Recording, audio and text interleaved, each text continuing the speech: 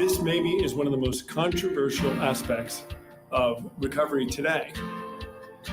The discussion between whether somebody can be recovered or is constantly recovering is a subject that is discussed in meetings worldwide. If we go all the way back to the first page of the Big Book of Alcoholics Anonymous, we get a clue as to what our founders believed. It says this is the story of how many thousands of men and women have recovered from alcoholism.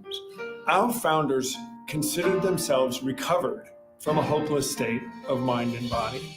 They did not consider themselves recovering. We at Came to Believe Recovery not only support that position, but live it ourselves. I identify as a recovered alcoholic. Certainly recovering has some appeal in some circles. I don't know which. I don't want to be recovering the rest of my life. I want to be recovered. At Came to Believe Recovery, you can take the steps in a weekend, just like the founders did. And you too can be recovered. What are you waiting for?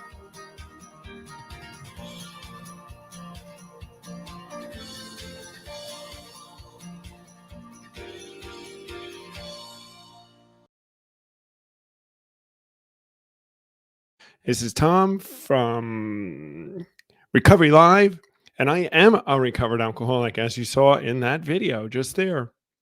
Came to Believe Recovery do take you through those 12 steps, just like our founders in Alcoholics Anonymous did it in a very short period of time, and you too can identify as being recovered, not cured, but recovered. It's a state of mind, and it's a state of being, actually. We talk about all things recovery here on Recovery Live, and we bring special guests on each week, and we talk different subjects. This week, we're going to be talking a lot about acceptance, and we're continuing that conversation from last week. I want to introduce my co-host, Sean Higgins from Amory, Wisconsin. How's you doing today, Sean? Oh, it's a lot warmer today, Tom. We got 40 degrees here, topping it off real good. But you know what's crazy? It's going to be -10 tonight. So how do you go from 40 degrees to -10? I mean, if it did that in the summer, I feel like it'd be, wouldn't that be weird if it was going from like 90 to 40 and back to 90? I don't know what the deal is with this winter, but it's been schizophrenic at best.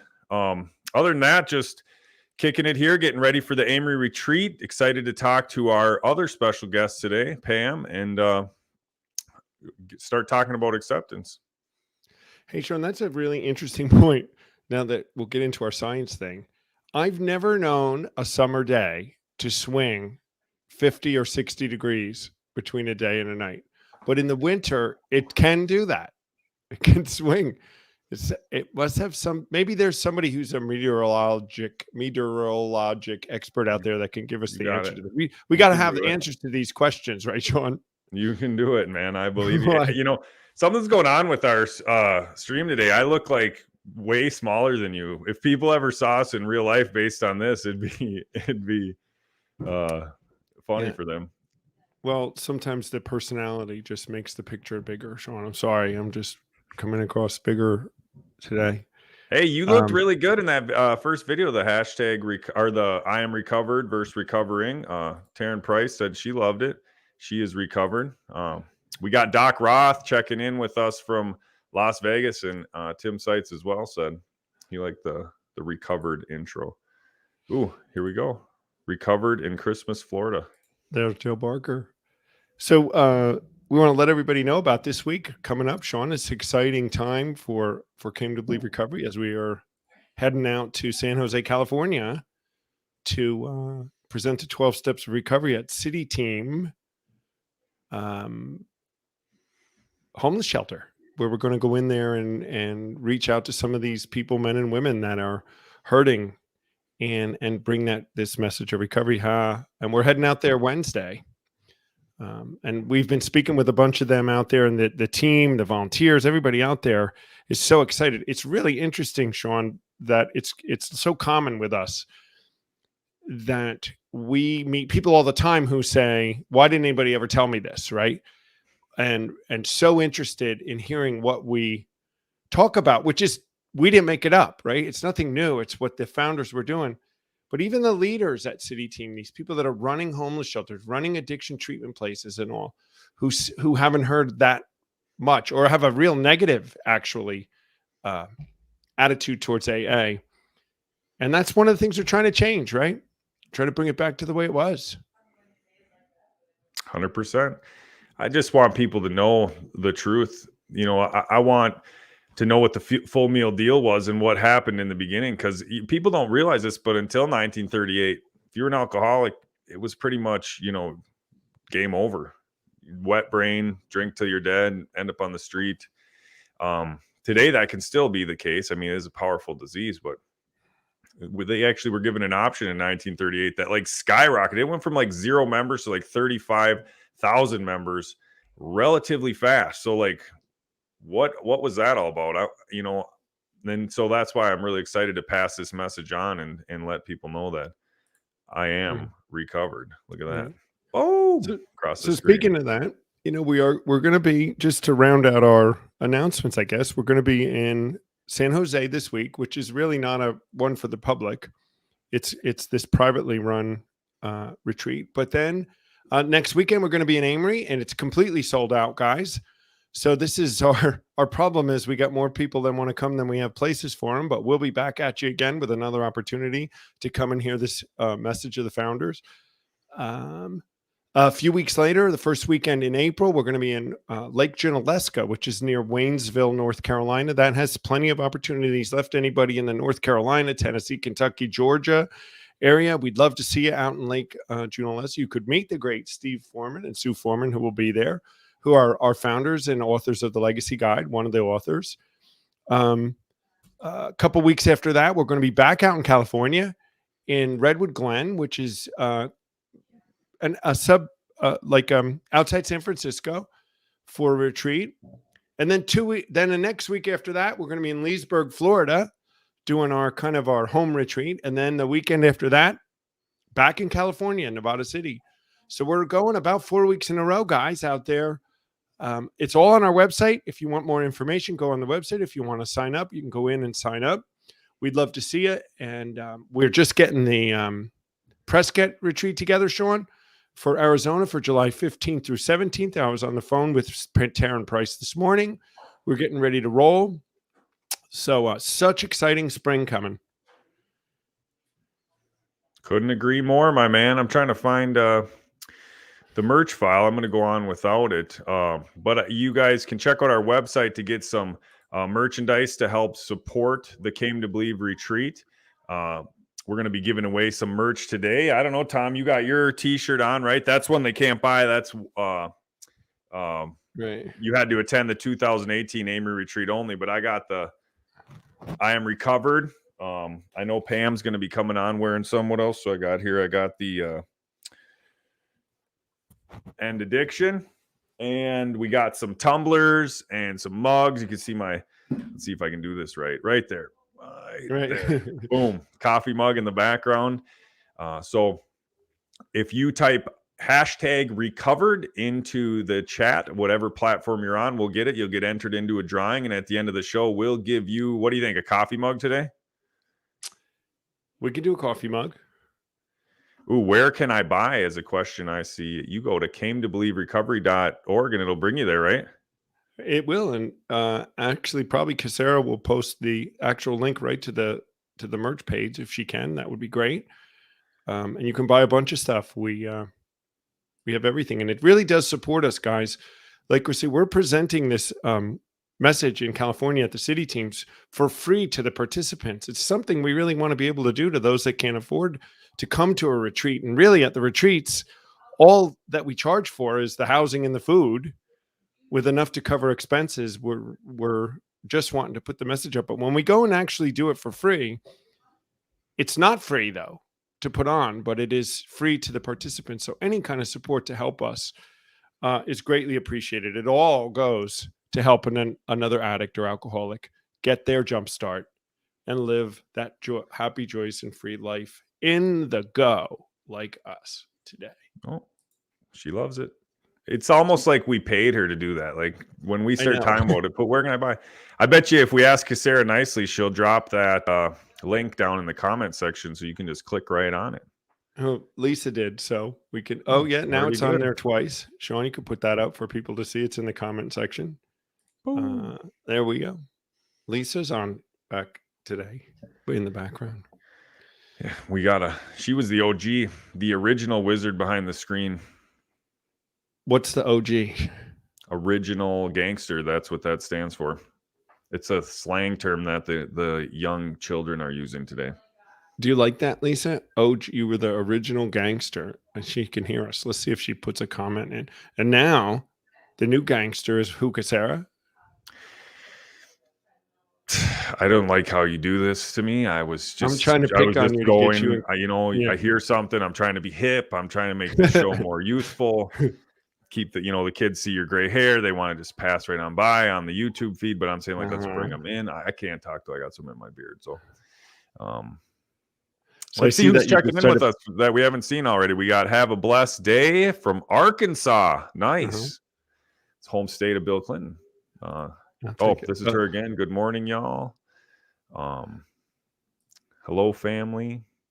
We got Bob Solom checking in. Danielle. I'd say it's going to be a fun show. It's a good morning to kind of get going, right? I mean, we're starting the weekend. We got all sorts of fun stuff coming up in the next couple months with Came to Believe. We got interest of a new retreat in Kansas City. I know my boy Tim is watching. If he's not watching now, he's going to watch this evening. So we got the Kansas City area starting to get on board with Came to Believe. So I'm excited. And I'm also excited about the guests today. You know, Pam Reiger could blackmail me into doing almost anything because she knows all my dirty little secrets because she's my spiritual mama. She's also a big help in the program. It kind of brings up a topic, a little side note. People say I got one sponsor, but don't you think you're robbing yourself if I don't call everybody who mentors me my sponsor, but don't you think you're robbing yourself if you don't have a plethora of experienced people in the program giving you advice on a regular basis? I have an inner circle of people that I do bounce things off of. 3 or 4 people I think that are mentors, sponsors, advisors. I think it's exactly right, Sean. You got a few people in. I got a little bit of a thought just call your one sponsor once in a while. That's that he's too hard on me. He's too tough. Here's my thought process on the whole deal. You didn't just have one dealer. Because if he was out, you had to go somewhere else. You know what I mean? You had a circle of dealers if you were a good drug addict. So you might as well have a circle of mentors and sponsors. Yeah, but just as long as you're not going around just to find the one that'll tell you what you want to hear.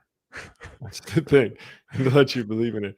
And to talk about Pam, of course, she could. I don't know if she could blackmail me, but she probably could. We've known each other a long time. I was just thinking about it when you were talking in the Came to Believe family of the original people. I think I know Pam longer than anybody else that I ever met in Came to Believe that's around today. Maybe John Zamrock, I knew him ahead of time. But Pam and I met Pam before I met the Foremans or any of those people. We met out in Wisconsin. Those are the days, right? Why don't we bring Pam on and welcome her to the show today? We're talking about her and she doesn't even get to come on. Usually people are going to think she's really in this whole thing to get blackmail on people. Like everyone's like, Pam could blackmail me. Pam could get me to do it. No one's going to want to talk to Pam after that. Right. Or they're all going to want to talk to Pam. Yeah. They want to know this. They want to know the dirt. But there isn't any dirt when we live in 10, 11, and 12, huh? Because we clean it up. We clean it up and move on. Clean it up. Yeah. That could be another t-shirt. Yeah. Hashtag let's clean it up.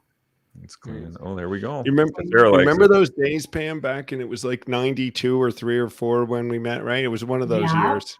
It was 1993, I believe I met you. Right. My first retreat was in 1990 and my life was changed. And and we had a wonderful time at that retreat. I remember that was a good one. Yeah, God was doing for us what we couldn't do for ourselves. I started kindergarten in 94, I think is when it was. So you guys really have some history going there. Pam and I have forgotten more stuff than you know. Yeah. My do. favorite story about Pam, I got to share this from one of the retreats. We were out in the Osceola retreat, and she was. There were some ruffians there. There were some people that were having a tough time. Mhm. Praise God, they came back around at the end. But when we were leaving for lunch, I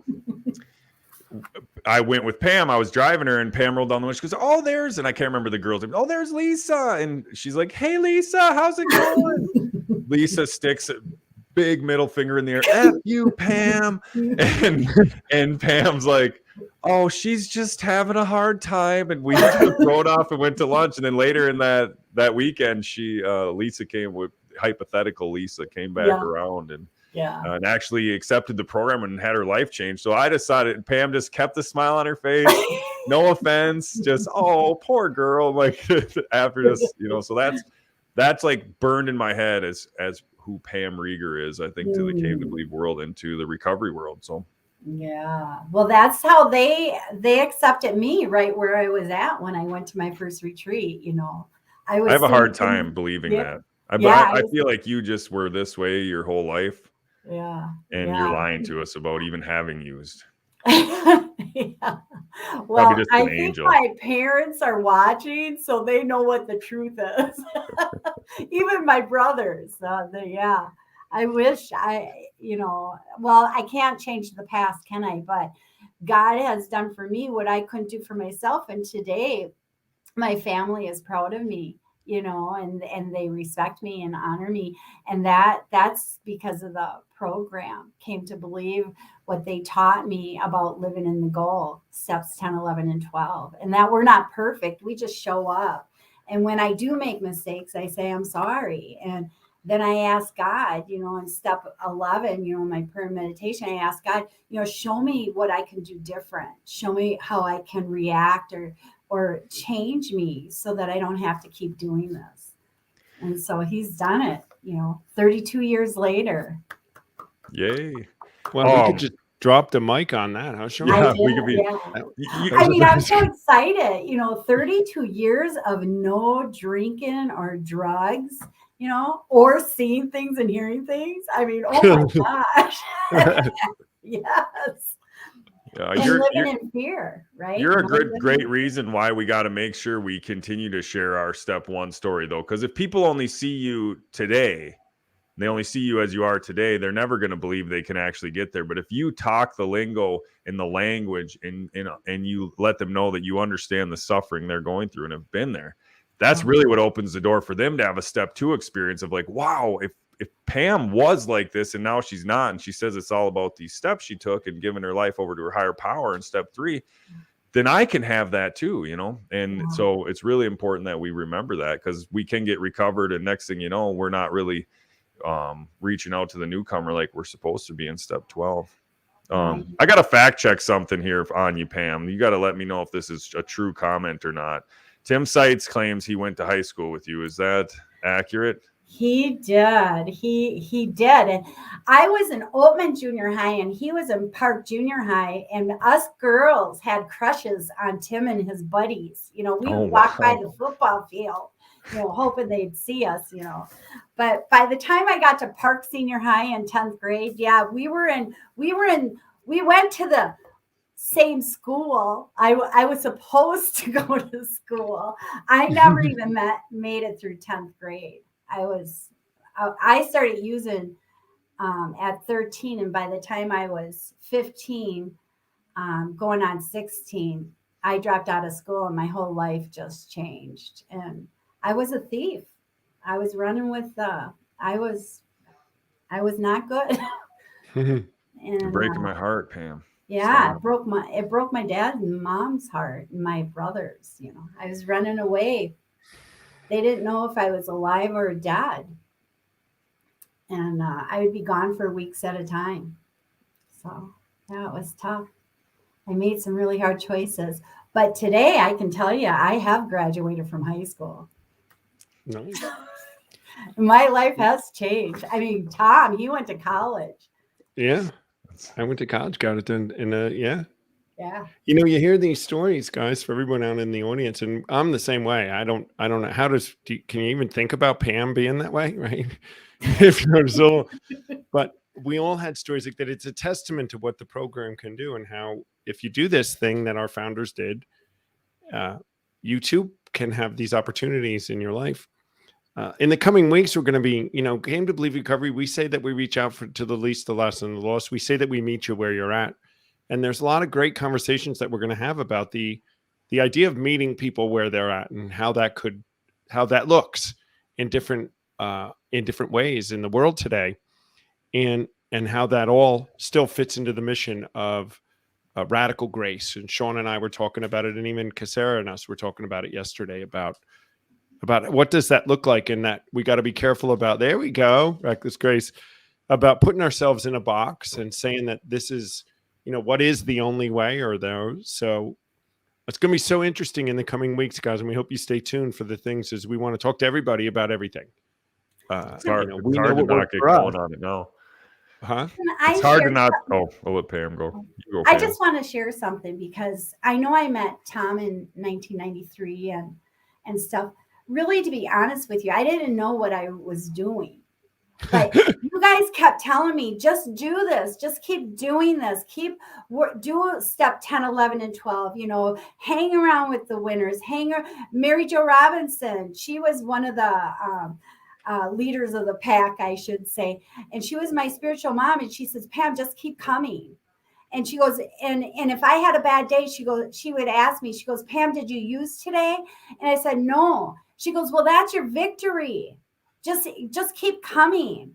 And that's what I want to tell the people is, I remember in those early stages of recovery, and just having God do for me what I couldn't do for myself. And you guys were teaching me things and saying, it's okay, you made a mistake. Just come back, just fall down, come, let us love you, and just come back. And you guys, I watched you guys, and you taught me to be who I am, and accept it, right? Accepting. So I thank you guys. Thank you for showing up. She's talking to you, man. I wasn't there. I know. We want to talk about, it's funny, this accepting of us, of all these different aspects of acceptance. Last week we were talking about, right, accepting ourselves, and you and I, Sean, had a perspective on it because of our addiction, of accepting the things that we were or weren't, and how it changed, and it caused us to act a certain way. And then Casera came on, and she had a different perspective as what we call, quote unquote, a normie of acceptance, but totally appropriate and good. There's all sorts of categories of acceptance that we have to, analyze, I think. But let's keep it going today in this conversation about acceptance and what it means to us in our lives today. I was just reading that, Sean. Acceptance is the answer to all my problems today. When I am disturbed, it's because I find some person, place, thing, or situation, some fact in my life unacceptable to me. And I can find no serenity until I accept that person, place, thing, or situation as being the exact way it's supposed to be at this moment. And it goes on to say this too. Absolutely nothing happens in God's world by mistake. Until I could accept my alcoholism or addiction, whatever it is, I could not stay sober. Unless I accepted life completely on life's terms, I cannot be happy. I need to concentrate not so much what needs to be changed in Tom or Sean in the world as what needs to be changed in me and my attitude. What I just want to share this. When I first got in the program, my mom was recovered from her disease. And that's the first thing she taught me. She would have this on the refrigerator for all of us kids to see. So that when we were struggling, she'd say, read that. And when I got my job and stuff, I would have it in my locker. So I would read that. We talked about as much as it's got its benefits, and I do agree with some of it. We talked last week. I'm pretty strongly opposed to the comment, though, that nothing happens in God's world by mistake, because a loving God, in my opinion, would never want someone to get raped or killed, or all that is not his intention. So it kind of gives you this idea, like, well, it's just what God wanted. Well, no, that's not what God wanted. And sometimes I'm not going to accept things or people the way they are because I want to believe for them to be better. But I can't get codependent and let it steal my joy. Right. Do you think acceptance has a line to judgment?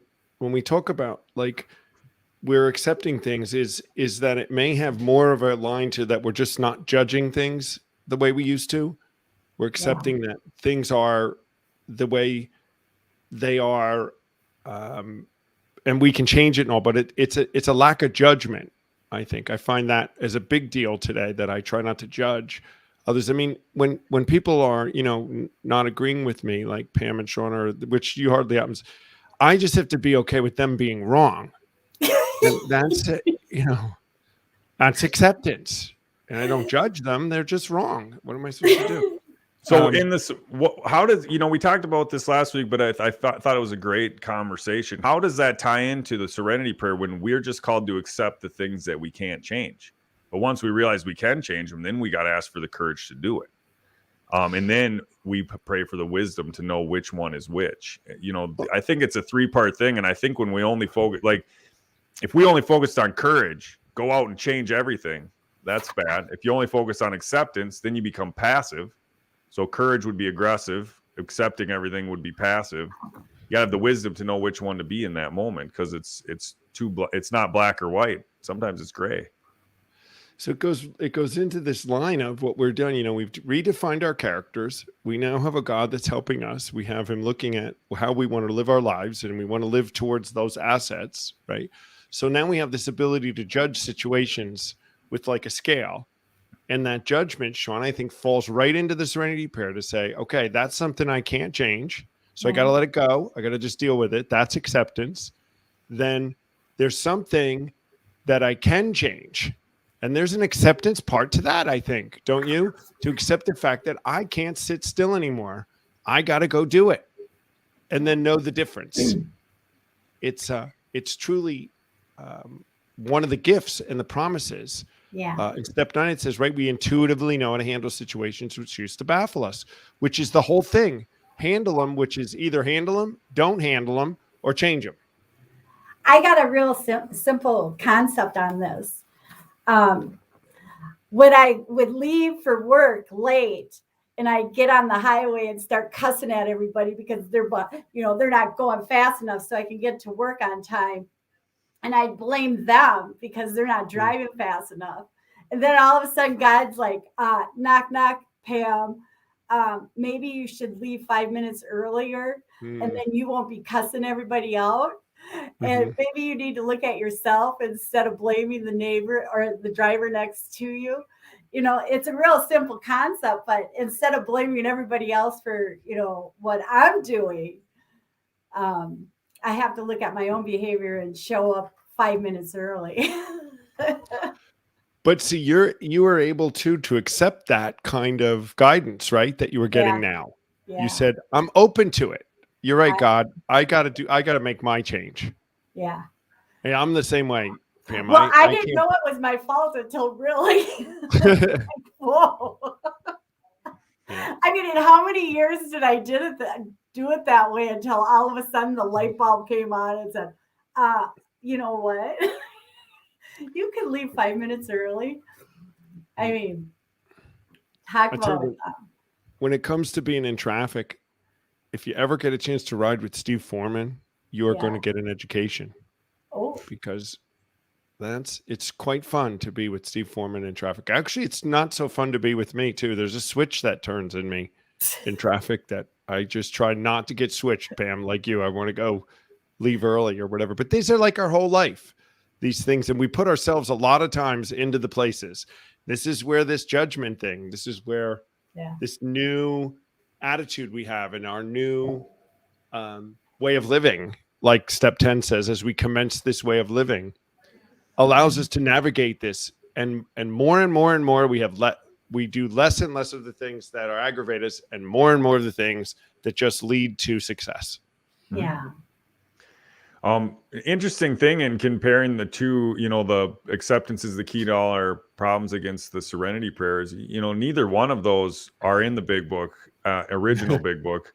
And, neither one of those are biblically supported either, outside of, the serenity prayer wasn't written until early 1900s. And, the acceptance is the key to our answers wasn't put in the big book till the 4th edition. So, I guess there's a lot of gray area to debate this as well on whether or not, or, maybe we're just pulling hairs, but, I just don't like when people just throw their hands up and say, well, that's just God's world. Nothing happens by mistake. Well, I guess there's nothing we can do about it. I didn't study for the test and I failed, but that's just what God wanted. Well, what would happen if you studied, Right, Sean. And we can encourage people to be the best who they are.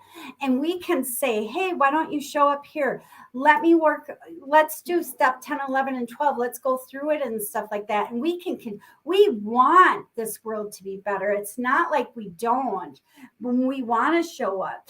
But where the acceptance come in is so that we, as our own person, we don't get spiritually sick, physically sick, and emotionally sick, because once we try to control that other person or control the shooting across the street or whatever it is, once we try to control that, and it can overtake us, and what happens is our anger, our resentment, our perfectionism, whatever character defect, it starts sliding in there. And then we're not doing God's will, right? We're trying to run the show ourselves. So you're absolutely right. God doesn't want people to be murdering each other or raping each other. You are that is right. But what this is trying to tell us is, okay, how can I walk in radical grace? How can I look at the person across the street, my drug dealer, and just say, good morning, and hope that he sees that hope in me, that one day he'll come to me and say, you know what, Pam, you say hi to me all the time. You say good morning, you're waving, you're smiling. What is it about you? And I can say, hey, guess what? I went to a Came to Believe retreat in 1990.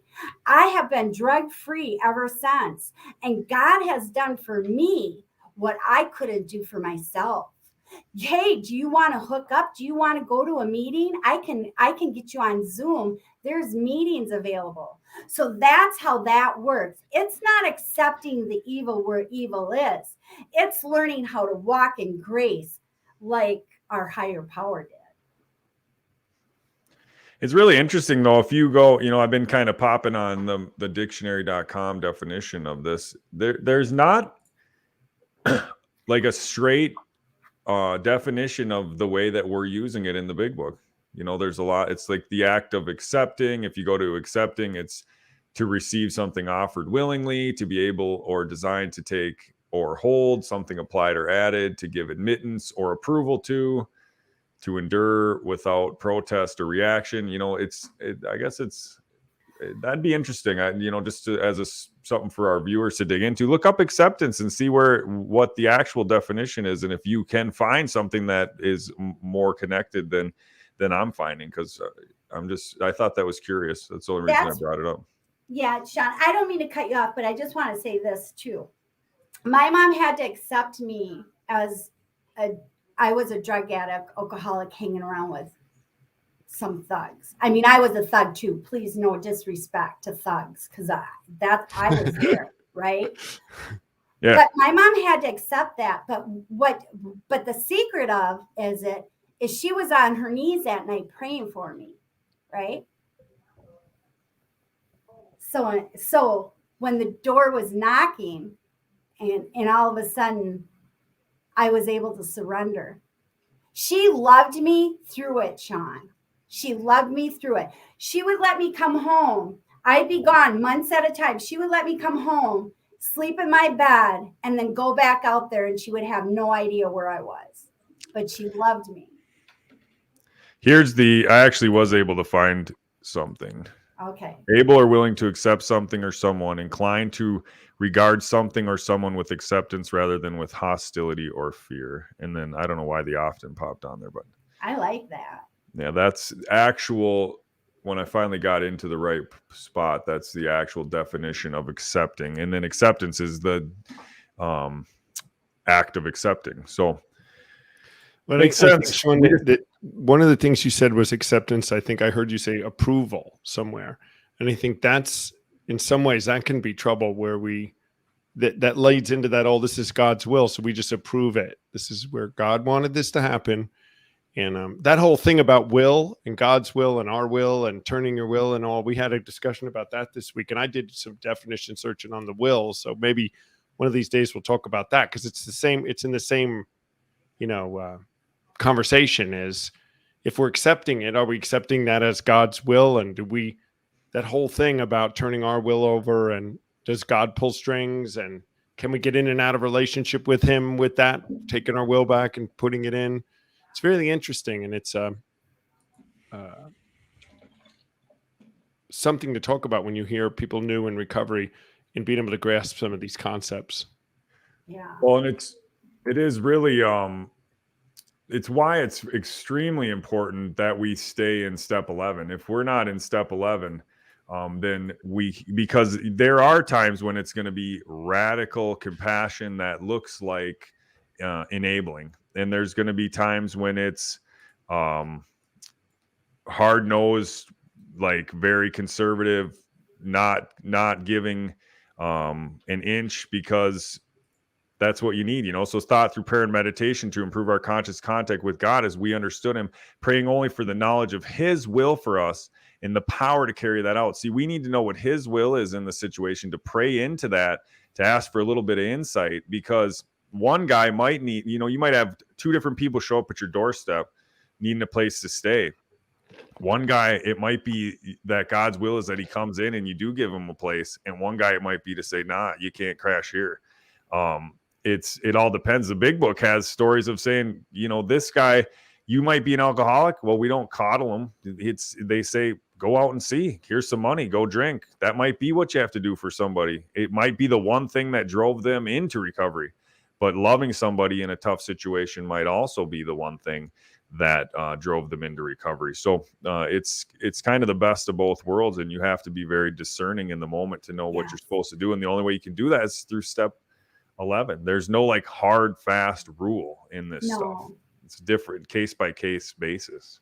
It really is. But it's about, Dale Barker puts this up, and I was going to mention this, thanks Dale, is the proper use of the will, right? So the idea that we learn to let our will come in conformity to what God would want, which was by studying his word and even just doing what the steps tell us, right? But it's still us doing the action. We're still doing it. We have to make that step. The proper use of the will. The proper use of the will. And what can we say? Right now, I'll just share with you is I'm going through a really difficult time. My father is transitioning, and we had to put him into a safe place to take care of him. And I know it's not God's will that, my dad is, his body is giving up on him and stuff like that. His body's attacking him and stuff. But one thing I do know about God's will is God does want me to show up and love him and give him encouraging words. And I can be the daughter that I wasn't when I was in my mess, right? That makes sense. I'm so grateful. I was thinking about this, guys, before I came on. I was thinking, boy, could you imagine if I was using drugs and going through this, transition with my dad and my family? My family would have to worry about my dad, and then they'd have to worry about me. And what is she going to do next? Well, now they don't have to. They can know I can show up, And right now, my brother Paul is sitting with my dad, and my dad's not the same. but we're there loving him, helping him go through this. And that's what the program taught us, because my brother Paul, he brought me to my first retreat in 1990. His first retreat, I think, it was either 88 or 89. And then he brought me and my sponsor. So, I mean, I'm so blessed. I am so blessed that I'm 100%. able to be able to walk through this with you guys, because I know that I couldn't do it by myself. So I'm really grateful that I have you guys. So to play the devil's advocate here, which is something I love to do sometimes, and He to throw some does. things out there, is, where do we draw the line?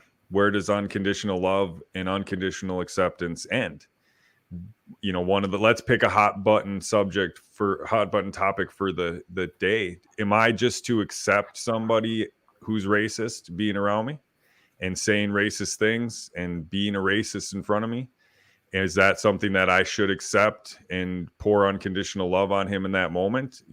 I know Jesus still would, but it's tough. It's a tough thing to decide. What about pedophilia? Is that something that I'm just supposed to accept and say, like, that's the key? The key to my problems is accepting that nothing happens in God's world by mistake. I mean, this is just for the sake of discussion. That's why I thought I'd bring it out there. I think this will stir us up. And what are they talking about in those moments if we use the word in those situations? Can I say something? Because yes, Jesus loved them, but he said, don't do it anymore. Come with me and don't do it anymore. And if they continued to do that, Jesus kept walking, right? He didn't wait for them. He still loved them. He let them choose their own direction, right? But he kept walking to go tell everybody else who would receive his grace to follow me, right? Mary Jo Robinson used to say this to me, because I went to a lot of Came to Believe meetings, and I would cry when some of the guys or the women would just leave. I've had it. I'm not listening to this. And I would cry. And Mary Jo, she took my hand. She goes, Pam, she goes, stay for the ones that stay. Tell them the truth and pray for the ones that just left so that they can come back. So that's a great definition and or great answer, and exactly kind of what I've been thinking in this whole thing is, like, you offer it, and if they don't want it, you got to go to the next person who does. Because if you spend time working with someone who doesn't want it, then you're missing out on finding the person who actually does want it and is going to become free. But like I said, it's a tough conversation, because you don't want to leave anyone behind. You don't want to leave anyone in the dust.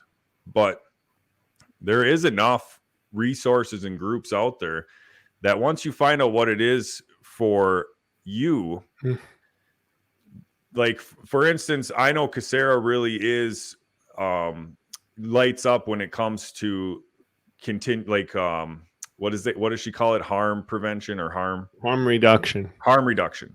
So there are people that feel called to harm reduction. So they should be doing harm reduction. And then there's people like me who are called to catching them at the end where they're ready to do anything and they're in the gift of desperation. So I should be meeting them there.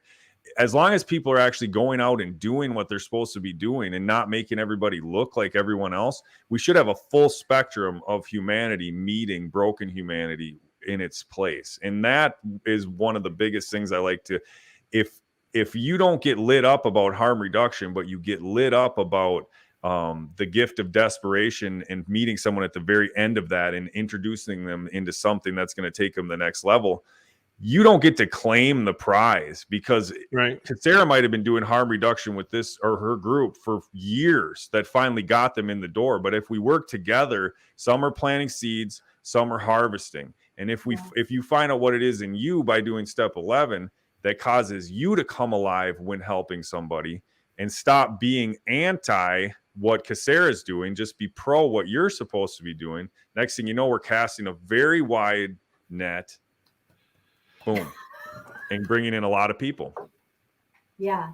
Right. And it's also that they accept what we're doing, as this possible solution once that time comes. I like Taryn Price says, who said that you can't lead a horse to water? You can't make them drink. Taryn says you can't make the horse thirsty either. Well, that's a that's pretty profound, right? You That's can't make really them. good. It's one thing to lead them or make them drink, but what if they're not even thirsty? Which Well, you might leads catch to me trying to pour a jar of Morton salt down its throat. well, this leads into that radical grace and meeting people really where they're at. And if you get into this harm reduction, you get to this place where if they're not even thirsty, you're not even leading them to water yet. So Right. let's still be loving on them where they are and get them to a place where maybe they'll be thirsty somewhere down the road, and keep them alive, keep them Yeah. fed, keep them loved, like Pam just loving the drug dealer. Let's just meet their basic needs, keep them going, Yeah. and hope that they get thirsty one day. Yeah. And so that does fit, Sean. You're right. And then come to us. We're the experts at that, at this piece of what recovery is. Yeah. If you want this thing that AA does, we can do this. Yeah. If they choose something else, there's a lot of other things that have worked. We just got to be ready, I think, Olaf said, open to all of it. We're going to have these conversations coming up and bring some people on that really that can talk about all this stuff. It's going to be really, it's going to be great. I'm pretty excited. And I love when we get into discussions like this too, because I'm not necessarily sold on any one way of, like, with the word acceptance. I don't have like the capital T truth in this matter, but I do see people abuse statements and use them to get out of things and just to kind of shed some light on, like, what is this actually saying? And, and you can only come to those realizations by having multiple perspectives going in, because you don't know what the author meant by that. And frankly, if you're writing a personal story in the back, it's just a personal story. It might not be, I might not agree with you at all or the way you went about it, but it's still your story. It still matters to that person, and some people resonate with it. But for me, I've seen that page 417 used out of context so many times that it's just good that we discuss these things. Yes. I mean, almost as bad as God as we understood him, right? Yeah. And used completely incorrectly. Has nothing to do with you. It has to do with the God they understood.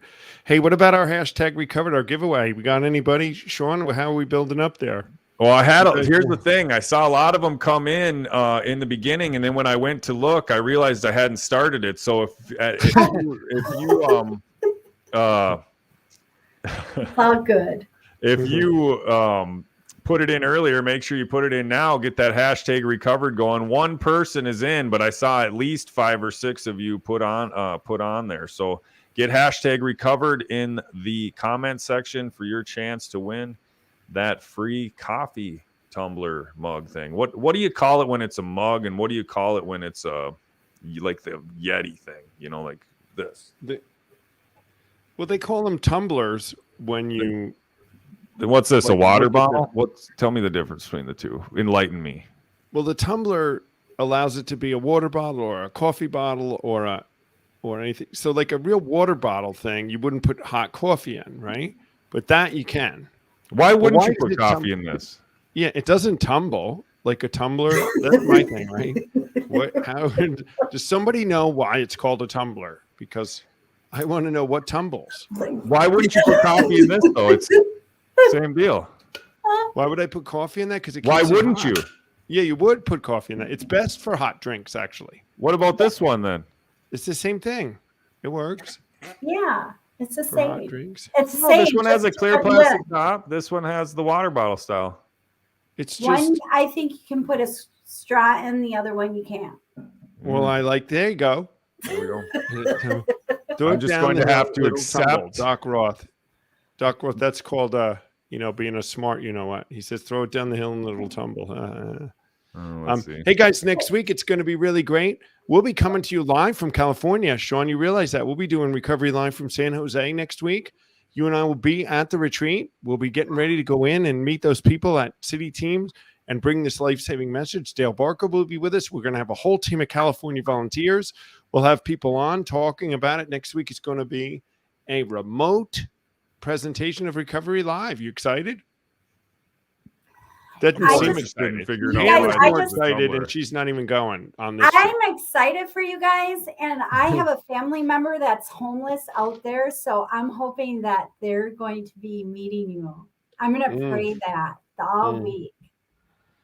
And yeah, I'm gonna call my friend and family and say, start praying so that he can show up and he'll be there and he'll meet these great people and he'll get recovered. So yeah. So I've got some insight. I've got some insight on this. This being cylinder all the way around is not a tumbler. That's not. A tumbler has to have straight sides. This has some straight sides on it. See that? That's a tumbler. So tumbler, cylinder thing. All right. Well, look what Lisa put in. She found a definition. Let's look at Lisa's definition. Put it up, Sean. This is the definition. Right. So am I supposed to read this? It's in the 17th century. It was a cup with a rounded or pointed bottom. If you set it down without draining the contents, it would tumble over and spill your beverage. The word itself comes from tumble, first recorded in English in the early 14th century, from the Germanic word for acrobat. I'm going to call fake news. I love fake news. Fake news, Lisa. She couldn't have made that up. It sounds like some snappy stuff to me. Well, I'm going to use that at a party one day, right? That's it. There we go. Well, we're near the end now. How many we got, Sean? You want to do let's see how many are unrecovered. Oh yeah. We got some good stuff going on. I'll pull her up. I'll hit the draw and we'll get her rocking and rolling. Boom. Look at that. Oh, Cecily's there. Oh, look at all the people. Oh. Doc Rock! You gotta wait till all the just take it all in, Doc. You are a winner today. You're a winner every day in my book. We love Look at that confetti go. Doc, don't forget it. February 11th, 2022. Winner. February 11th, 2022. You guys, this is my mom's sobriety day. Oh, nice. Oh. I don't know how many. She died in 1993, but okay, she had 8 years of sobriety before she died. So. He is pumped. Doc Roth is pumped. Look, Cecily showed up. I know, it's Cecily. I see Cecily on the show. That's so Steve great. Olsen, he is the radical grace man. I'm telling you, that guy knows how to give grace. And Taryn, I'm going to remember today as the day that Lisa lied to us about what a tumbler was. That's boy. Wow. Hey, did you guys see that? Dale That's said poking the bear, Sean. I saw that. Dale said he liked me. I was the kind of girl he liked. That's what he said. But then he did tell me he's married. Pam, you were the girl I was looking for back then. I did the see crazy that. one. I did see that. He must have been as sick as me. Oh, that's great. Well, I'm going to let, I think we should say goodbye to Pam for the day. Pam, it's been absolutely wonderful having you on. Thanks for inviting me, guys. Hey, if somebody out there resonated with you, how would they get a hold of you? Put your information in the comment section and we could have Casera and Lisa get that over to you. I mean, you'd be open to, you're open to helping a lot of people, right? Yeah. What are your specialties? Absolutely. What if they wanted to reach out to you for something, what should it be? Whatever. It doesn't matter. Anything? Anything. You want to go out for pizza, you call Pam. I know for a fact she's a real big supporter for the CODA program in the area. She really helps people struggling with codependency, as well as women in addiction and alcoholism. She is well versed in biblical activities and can help you understand that better. And at any stage of your life, if Pam's resonated with you today, put it in the comment section, or you can send us a private message if you don't want anyone to see it. We'll make sure that information gets to Pam, and we'll make sure she gets in your life, because everybody could use a little Pam in their life. Can I get an amen, Tom? Amen. Yeah. Awesome. Well, we'll see you later, Pam. Bye, guys. I love you. Thanks for coming in. Well, you cut her off when she said it. That's it. I had to cut her off. We're running out of time, Tom. Yeah. We're on these. Our audience needs to get out of here at noon. Yeah. Well, we're touching some good subjects. I love the conversation today. We had a lot of great feedback from people. People like the conversation. There are important things we should be talking about. And again, I'm really excited about what's going to be happening here in the future. And next week's going to be great, coming to everybody live. So I hope you guys reach. It'll be 9 a.m. out there, Sean, for us. So we'll be doing it. Yeah. Can you get? Yeah. You go. We got to get to the gym with Alicia Martinez. We're supposed to be going to the gym first, and then we're going to do it. But that's it for today. We got a great day. It's 60 degrees here in New Jersey, so I'm hoping to get a walk on outside. Sean, you better get outside before the 10 below hits you again. And we're off and running out there, helping at least the last and the lost to find their way. Take us out, Sean. I just want to put this up one more time because I really it's not going to let me. There we go. Winner, Doc Roth. Woo! Just to pump him up one more time. All right. So see you later, Tom. Hey, thank you for tuning in. I'm Sean.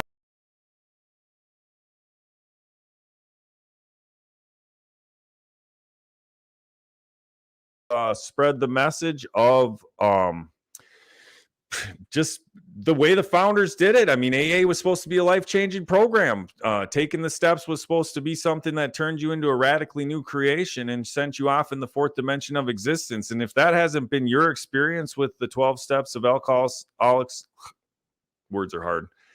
If that has not been your experience with the 12 steps of Alcoholics Anonymous, well, we'd like to change that for you. So check us out at cametobelieverecovery.org. You can get all your information there for upcoming retreats, upcoming meetings, and upcoming events that aren't either one of those. So thanks for joining us today, and we will catch you next Friday.